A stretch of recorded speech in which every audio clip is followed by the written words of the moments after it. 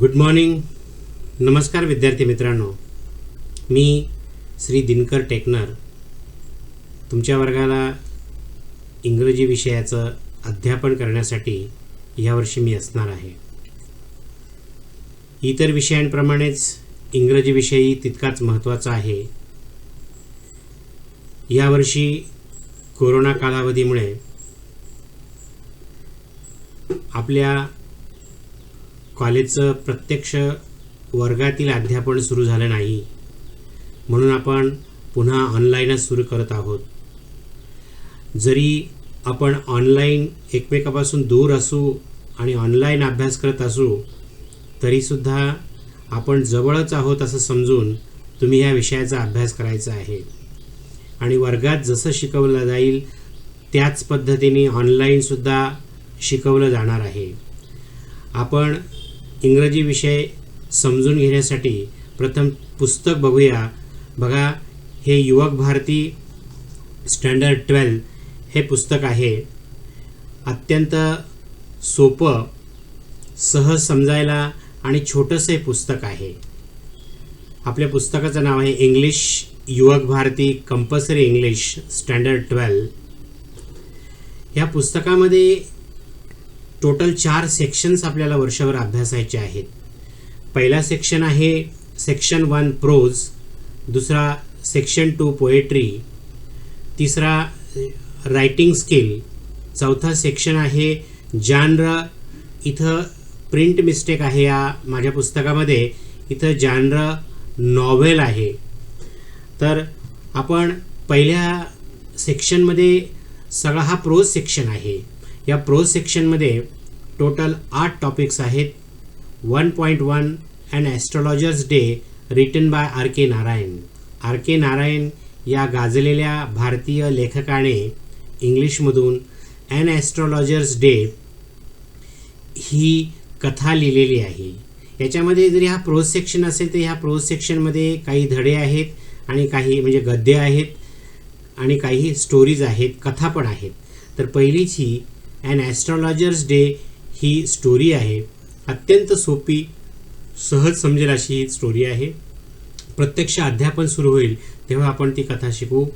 नंतर 1.2 आहे on saying please. हा धडा लिहिलेला आहे अल्फ्रेड जॉर्ज गार्डनर यांनी. या धड्यामध्ये सुद्धा कशा पद्धतीने नम्रतेने वागायचं, जर आपलं बोलणं व्यवस्थित नसेल तर किंवा आपल्या उद्धट बोलण्याचा इतरांवर कसा परिणाम होतो त्याच्यामध्ये काही प्रसंग दिलेले आहेत. तिसरी पुन्हा एक स्टोरी आहे 1.3 the cop and the anthem written by O Henry. याच्यामध्ये तो गुन्हेगार जो आहे तो गुन्हेगार अनेक वेळा गुन्हे करतो, कारण त्याला जेलमध्ये जायचं असतं. अनेक वेळा गुन्हे करूनसुद्धा पोलीस त्याच्याकडे दुर्लक्ष करतो आणि शेवटी तो चांगला माणूस म्हणून जगायचं ठरवतो. त्यावेळेला त्याला पोलीस अरेस्ट करतो, अटक करतो आणि तो जेलमध्ये जातो.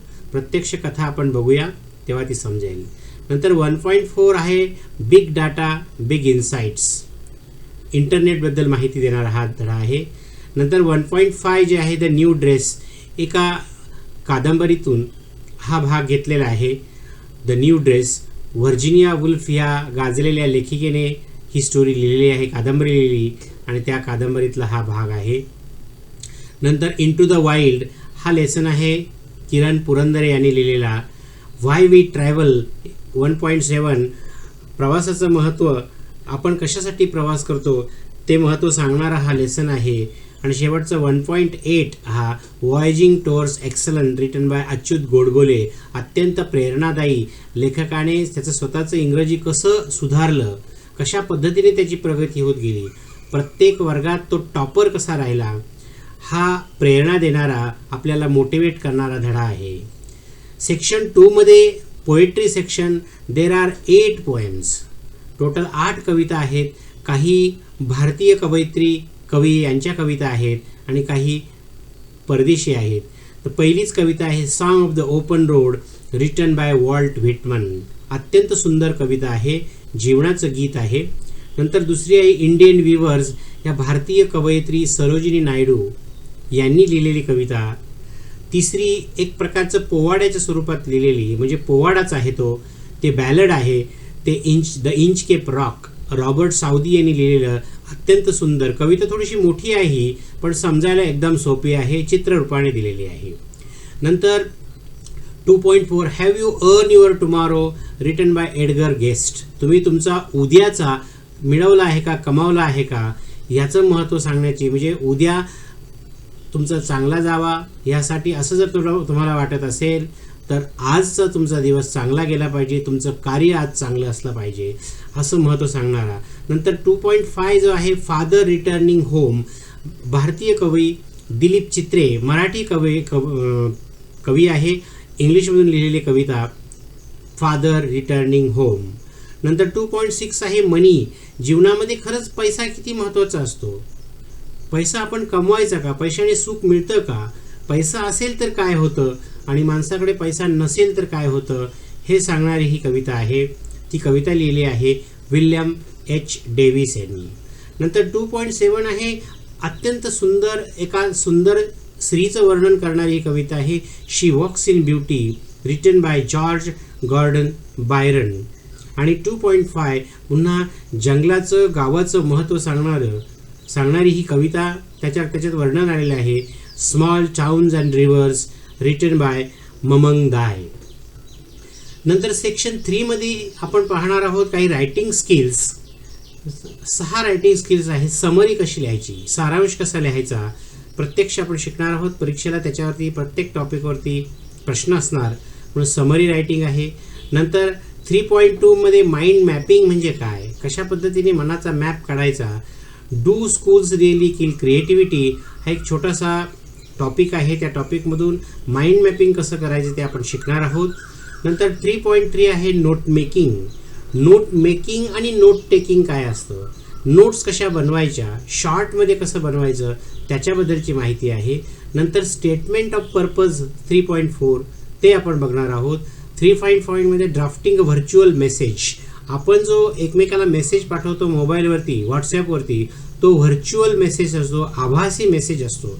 मेसेज पाठवला, पूर्वी पत्र पाठवायचे, प्रत्यक्ष पत्र पोस्टात टाकलं जायचं, पोस्टातून दुसऱ्या पोस्टात ज्या गावाला आपल्याला पाठवायचं तिकडे जायचं आणि तो तिथला पोस्टमन ते पत्र घेऊन त्या व्यक्तीला द्यायचा, प्रत्यक्ष ते पत्र मिळायचं, त्या पत्रामधला मेसेज त्याला वाचता यायचा. पण आता फक्त आभासी मेसेज आपण पाठवतो, तो दुसरीकडे जातो दिसत नाही परंतु गेला असं वाटतं आपल्याला. हा व्हर्च्युअल मेसेज कसा ड्राफ्ट करायचा ते आपण शिकणार आहोत. आणि 3.6 मध्ये आहे ग्रुप डिस्कशन, समूह चर्चा म्हणजे काय. पुढचं आहे सेक्शन 4 जानर. याच्यामध्ये नॉवेलबद्दलची माहिती आहे. 4.2 आहे हिस्ट्री ऑफ नॉवेल, कादंबरीचा इतिहास, कशा पद्धतीने कादंबरीचा विकास होत गेला, कादंबऱ्या वेगवेगळ्या प्रकारच्या कादंबऱ्या वेगवेगळ्या कालखंडामध्ये कशा बनल्या, लिहिल्या गेल्या, कोणकोणते लेखक त्या कादंबऱ्यांचे आहेत याविषयी माहिती आहे. नंतर 4.2 एक नॉवेल आहे अत्यंत सुंदर, शिक्षक आणि विद्यार्थी यांचं रिलेशन, यांचं नातं सांगणारी ही स्टोरी आहे. टू सर्व with love written by E.R. Braithwaite. नंतर 4.3 आहे around the world in 80 days. 80 दिवसामध्ये संपूर्ण जगात त्यांनी कसा फेरफटका मारला, जग फिरून आले, त्याच्याबद्दल जी कादंबरी आहे तिच्यातला काही भाग दिलेला आहे तो आपण पाहणार आहोत. आणि पुन्हा 4.4 ही एक नॉवेल आहे the sign of 4 detective story. ती डिटेक्टिव्ह स्टोरीचा काही भाग आपण शिकणार आहोत अत्यंत सोप्या पद्धतीने. सेक्शन 1 मध्ये बघा आता याचे स्किल्स पण दिलेले आहेत. सेक्शन 1 जो 1.1 मध्ये ॲस्ट्रॉलॉजर्स डे आहे, याच्यामध्ये नवीन काय शिकायला मिळेल आपल्याला, कोड मिक्सिंग म्हणजे काय, वर्ड युसेज कसा करायचा. नंतर रायटिंग स्किल त्याच्यामध्ये आहे draft speech, expansion of idea, reading short stories as a form. आणि याच्यामध्ये व्हॅल्यूज किंवा लाईफ स्किल्स आहेत वीट, ह्युमर, अस्ट्यूटनेस, इंजेन्युटी. नंतर दुसरा जो टॉपिक आहे ऑन सेईंग प्लीज, याच्यामध्ये आपण शिकणार आहोत collocations, register, article, prepositions, change the voice. Writing स्किलमध्ये स्पीच कसं तयार करायचं, एक्सपान्शन ऑफ आयडिया कशी आहे. नंतर 1.3 कॉप अँड देन थीम जी स्टोरी आहे, ह्या स्टोरीमध्ये word power, affirmative negative sentences कसे बनवायचे. नंतर व्ह्यू, काउंटर व्ह्यू, कंडक्ट आणि इंटरव्ह्यू कशी घ्यायची हे आपल्याला शिकायला मिळेल. नंतर 1.4 जो बिग डेटा बिग इन्साइट्स आहेत त्याच्यामध्ये इडियम्स अँड फ्रेजेसचा वापर कसा आहे, degree of comparison, change the degree, positive, comparative, superlative ह्याच्याबद्दल, नंतर as well as either or हे आपण शिकणार आहोत. याच्यामध्ये रायटिंग स्किल आहे write dialogues for group discussion, conduct and interview. नंतर 1.5 जो आहे द न्यू ड्रेस याच्यामध्ये आपण शिकणार आहोत सिनॉनिम्स, नंतर टेन्सेस आणि रायटिंग स्किलमध्ये character sketch, expansion of idea. नंतर 1.6 जो आहे इंटू द वाईल्ड याच्यामध्ये फ्रेजेसचा उपयोग, not only but also, change the voice आणि writing skill, conduct and interview, write a report, appeal writing, mind mapping, designing वगैरे वगैरे. नंतर 1.7 मध्ये ॲडजेक्टिव्ज, फ्रेझल व्हर्ब्स, इनिशिएटिव्ज म्हणजे हे सगळे ग्रामर टॉपिक्स आहेत बघा. लँग्वेज स्टडी, पोएटिक डिव्हायसेस, आता जेव्हा पोएट्री सेक्शन येईल त्याच्यामध्ये पोएटिक डिव्हायसेस असतील. नंतर ईमेल कसं लिहायचं ते आपण बघणार त्याच्यात. नंतर वॉयेजिंग टुवर्ड्स एक्सलन्स हा 1.8 जो टॉपिक आहे त्या टॉपिकमध्ये आपण ग्रामर व्होकॅब्युलरीमध्ये phrases, register, primary and modal auxiliary म्हणजे काय, क्लॉजेस म्हणजे काय ते पाहणार आहोत. फ्लायर कसं लिहायचं ते बघणार आहोत. नंतर सेक्शन 2 मध्ये सगळ्या कविता आहेत. पहिल्या कवितेमध्ये अलंकार कोणते आहेत बघा. लँग्वेज स्टडीमध्ये किंवा पोएटिक डिव्हायसेसमध्ये मेटॅफर, पॅराडॉक्स, फ्री वर्स, रिपिटिशन. आपण याच्यात रायटिंग स्किलमध्ये काय बघणार आहोत त्याच्यातल्या ॲप्रिसिएशन, कवितेचं रसग्रहण. खरं तर प्रत्येक कवितेमध्ये ॲप्रिसिएशन असणार आहे, त्याच्यावरती 4 मार्काला प्रश्न असेल परीक्षेला, म्हणून ॲप्रिसिएशन आपल्याला प्रत्येक कवितेचं करता आलं पाहिजे. ते आपण कविता शिकताना पाहू. Appreciation, composing lines or poem, right a blog, expansion of idea. नंतर 2.2 इंडियन विवर जी कविता आहे तिच्यामध्ये figures of speech, poetic devices आहे, मेटॅफर, सिमिली, राईम स्कीम. नंतर आपण स्किल शिकणार आहोत appreciation, composing lines, appeal, report writing. नंतर थर्ड जी पोएम आहे तिच्यामध्ये राईम स्कीम आणि अलिट्रेशन हा फिगर ऑफ स्पीच आहे. राईम स्कीम कशी बनवायची, रायमिंग वर्ड्स कसे शोधायचे हे आपण पाहू. आणि रायटिंगमध्ये एक्सपान्शन ऑफ आयडिया, ॲप्रिसिएशन ते असेल. 2.4 मध्ये फिगर्स ऑफ स्पीच आहेत, अलिटरेशन, इंटरॉगेशन, अनोमोटोपिया हा एक नवीन अलंकार आहे. जे इंग्लिश मिडियमचे विद्यार्थी असतील त्यांनी हे सगळे त्यांच्या शाळेमध्ये शिकलेलेच असतील, काही 11वीमध्ये तुम्ही पाहिलेत. याच्यामध्ये रायटिंग स्किल आहे appreciation, draft or design, mind map, conduct and interview, compose a poem. नंतर 2.5 मध्ये पोएटिक डिव्हायसेस आहेत, सिमिली, अलिट्रेशन, अनोमोटोपिया. नंतर रायटिंग स्किलमध्ये counter view, dialogues for group discussion. 2.6 मध्ये simile, inversion, simile, repetition, onomatopoeia, antithesis, rhyme scheme हे आपण language study किंवा poetic devices बघणार आहोत. ॲप्रिसिएशन त्याच्यामध्ये रायटिंग स्किलमध्ये appreciation, compose a poem, expansion of idea. जवळजवळ सगळ्या ठिकाणी रायटिंग स्किल सारखेच असणार आहेत. नंतर 2.7 मध्ये फिगर्स ऑफ स्पीच किंवा पोएटिक डिव्हायसेस आहेत, imagery, simile, metaphor, alliteration, personification, antithesis. पुढे ह्याच्यात स्किल्समध्ये रायटिंग स्किलमध्ये appreciation, compose a poem, expansion of idea वगैरे वगैरे. नंतर स्मॉल टाउन्स अँड रिव्हर्समध्ये मेटॅफर, अँटिथेसिस आणि याच्यामध्ये रायटिंग स्किल आहे डिबेट, कंपोज लाईन्स, ॲप्रिसिएशन आणि डायलॉग आहे. नंतर सेक्शन 3 बघा. आता ह्या रायटिंग स्किलचंच आहे, म्हणजे संपूर्ण याच्यामध्ये रायटिंग स्किल्सच आहेत. समरीमध्ये आपण right a summary of A given extract. तुम्हाला परीक्षेमध्ये अनसीन एक्स्ट्रॅक्ट दिलेला असेल, एक्स्ट्रॅक्ट म्हणजे छोटा उतारा, त्याची समरी बनवायची, ते आपण याच्यात शिकणार आहोत. नंतर 3.2 मध्ये माइंड मॅपिंगमध्ये develop a mind mapping frame or design or develop ideas in the form of main branch, sub branches, tertiary branches या पद्धतीने आपण त्याच्यामध्ये प्रत्यक्ष तो टॉपिक जेव्हा शिकायला सुरुवात करू आपण तेव्हा तुम्हाला ते आपोआप कळेल. आता फक्त आपण तोंडओळख करत आहोत. नंतर नोटमेकिंगमध्ये convert passage or extract into tree diagram, table वगैरे वगैरे. दिलेला उतारा जो असेल तो उतारा टेबलमध्ये रूपांतर करायचा किंवा ट्री डायग्रॅममध्ये. कधी कधी कंप्लिशन टास्क असेल तर इनकम्प्लीट टेबल असेल, टेबलचे काही कॉलम काही रोज भरलेले असतील, तो आपल्याला पूर्ण करायचा आहे, कंप्लीट करायचा आहे. नंतर 3.4 मध्ये statement of purpose, prepare statement of purpose. हा एक नवीन आहे. तुम्हाला वेगळ्या विद्यापीठामध्ये डिग्री कॉलेजमध्ये ॲडमिशन घ्यायचं असेल त्याच्या आधी तुम्हाला ते ॲडमिशन का घ्यायचं आहे किंवा तुम्ही त्या कोर्सला किती कॅपेबल आहात, तुमच्या अंगी कोणत्या क्वालिटीज आहेत हे सांगणारा एक प्रकारचा निबंधासारखा एक टॉपिक आहे.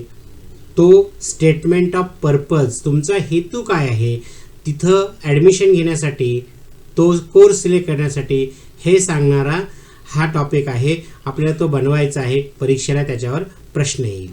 नंतर ड्राफ्टिंग अ व्हर्च्युअल मेसेज 3.5 बघा. याच्यामध्ये आपण काय शिकणार आहोत? Drafting a message on different or given topics or situations. तिथे वेगवेगळे सिच्युएशन दिले जाईल, टॉपिक दिले जातील, त्याच्यावरती व्हर्च्युअल मेसेज तयार करायचा, तो तुम्हाला शिकवला जाईल आणि परीक्षेला त्याच्यावरती प्रश्न पण येतील. ग्रुप डिस्कशनमध्ये फ्रेम डायलॉग्स, डायलॉग कसे बनवावे, एकमेकाशी कसं बोलायचं, संवाद कसा करायचा, ग्रुपमध्ये तुम्हाला डिस्कशन कसं करायचं, चर्चा कशी करायची, ह्याच्यावर तुम्हाला शिकावं लागेल. आणि सेक्शन 4 मध्ये पहिल्या टॉपिकमध्ये हिस्ट्री ऑफ नॉवेल, फक्त याच्यात right a note on character, theme, plot, language, setting सगळं दिलेलं आहे त्याच्यात.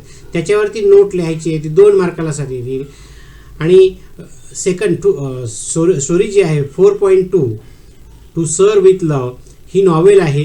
अर्थातच तिचा टाईप आहे ऑटोबायोग्राफिकल, आत्मचरित्रपर कादंबरी आहे. याच्यामध्ये activities on character, plot, setting, theme, language, प्रत्यक्ष स्टोरी जेव्हा बघू तेव्हा मी तुम्हाला शिकवेन, ते आपण त्याच्यामध्ये बघणार आहोत. नंतर याच्यामध्ये सगळ्याच ठिकाणी बघा 4.3 ही ॲडव्हेंचर नॉवेल आहे. याच्यामध्ये पण प्रश्न किंवा रायटिंग स्किल जे आहेत, character, plot, setting, theme, language. आणि 4.4 द साइन ऑफ 4 ह्याच्यामध्ये सुद्धा तेच आहे.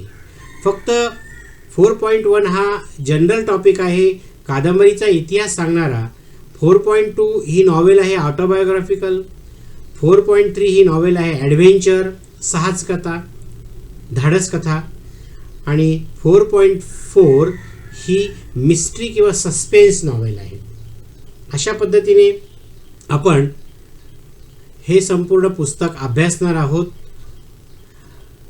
नक्कीच हे पुस्तक बाजारात उपलब्ध आहे किंवा जे आता 12वीत विद्यार्थी होते, आत्ता जस्ट ते 12वी पास झाले, त्यांच्याकडून तुम्ही पुस्तकं घ्यायला हरकत नाही.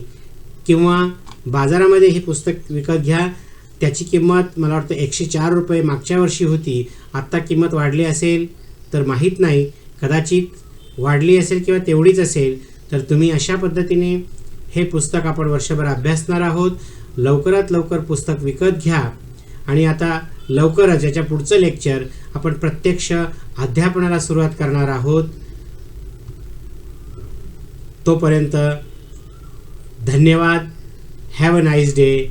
नक्कीच पुस्तकाची तोंडओळख झाली असणार, तुम्हाला समजलं असेल. नसेल समजलं प्रत्यक्ष पुस्तक विकत घ्या आणि अभ्यासाला सुरुवात करा.